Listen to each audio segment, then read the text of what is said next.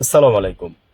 আমরা যেখানে দেশ নিয়ে আগাই যাব সেখানে আছি আমরা মারামারি নিয়ে, গুপ্ত সুপ্ত, তারপরে হচ্ছে এই যে হাম, তারপরে হচ্ছে এটসেট্রা এটসেট্রা অনেক কিছু। সেদিন শিশির মুনির ভাই বলছিল যে করাপশন এবং মানে অনেস্টি, এই দুটাকে যদি আমরা একসাথে মিলাইয়া কাজ করতে যাই তাহলে আমরা কোনোদিনই কাজ করতে পারবো না।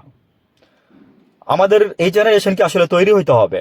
দুই চারটা জেনারেশন আপনারা যারা আছেন আমাদের পরে এবং আমাদের আগে, আপনারা তৈরি হন। আমি বলছিলাম যে একটা দেশ 30 বছর লাগে না।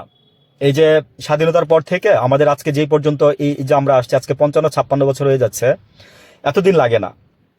জাস্ট 10-12 বছরের মধ্যে একটা দেশ ঠিক হয়ে যায়।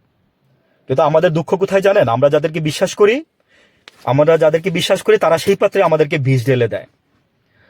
তারা আমাদেরকে বলে একটা, ক্ষমতায় আসার আগে পরে বলে আরেকটা। এটা যেই সরকারি হোক, কিসের বিএনপি, কিসের আওয়ামী লীগ আর কিসের অন্তর্বর্তীকালীন সরকার, সবাই যার যার আখের গোছায়, সবাই যার যার ব্যক্তি স্বার্থে সবাই লোভী।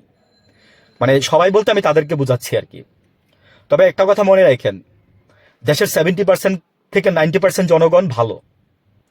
আওয়ামী লীগের মধ্যে 100 জনের মধ্যে 1000 জনের মধ্যে একজন খারাপ কাজ করছে। বাস্তব সত্যি কথা বলতেছি, একদম জেনে বলতেছি। 1000 জনের মধ্যে একজন খারাপ কাজ করছেন, কিন্তু 1000 জন সাফার করতেছেন আজকে। বিএনপি তো ঠিক তাই ছিল। আমরা বিএনপির জন্য কান্না করছি 17টা বছর। বিএনপি আজকে আমাদেরকে কি দিচ্ছে বিএনপি? তেলের দাম 20 টাকা বাড়াইবেন আপনি, 20 টাকা না, আপনি 30 টাকা বাড়ায় যদি আপনি তখন থেকে যদি তেল দিতেন, তাহলে আজকে মানে অনেক কিছু হয়তো বা সমাধান হয়ে যেত। এই যে আমি হাম নিয়ে বলছি আমার আগের ভিডিওতে, হামের বাচ্চারা আজকে এইভাবে মারা যাচ্ছে, কিন্তু আপনারা কি ঠেকাইতেও পারতেছেন না? হামে টিকা নাই বুঝলাম, ঠিক আছে, অনেক কিছু, অনেক ভাই, বাহানার তো শেষ নাই, ন্যারেটিভের শেষ নাই। আপনি ন্যারেটিভ 100টা দাঁড় করাইতে পারবেন, আমি 100টা দাঁড় করাইতে পারবো, কিন্তু ন্যারেটিভ দিয়ে আমার লাভ কি? দিন শেষে কি আমার সমস্যার সমাধান হচ্ছে? দিন শেষে কি আমি ভালো থাকতেছি না আপনি ভালো থাকতেছেন? তাহলে ন্যারেটিভ দাঁড় করান কেন? এসব খোঁড়া ন্যারেটিভ কেন দাঁড় করান এই সালে আইসা? 2026 সালে এসে, এটা তো 2000 সাল না, এটা তো 1999 সাল না, 2000 সাল না, এটা 2026 সাল। কেন ভুলে যান আপনারা কথাটা বারবার? যেখানে আমাদের পার্শ্ববর্তী রাষ্ট্রগুলো এইভাবে উন্নতি করতেছে, মানে আপনার নেপালের কথা বলেন, তামিলের কথা বলেন, আর আমরা কি করতেছি? বসে বসে আঙ্গুল চুষতেছি।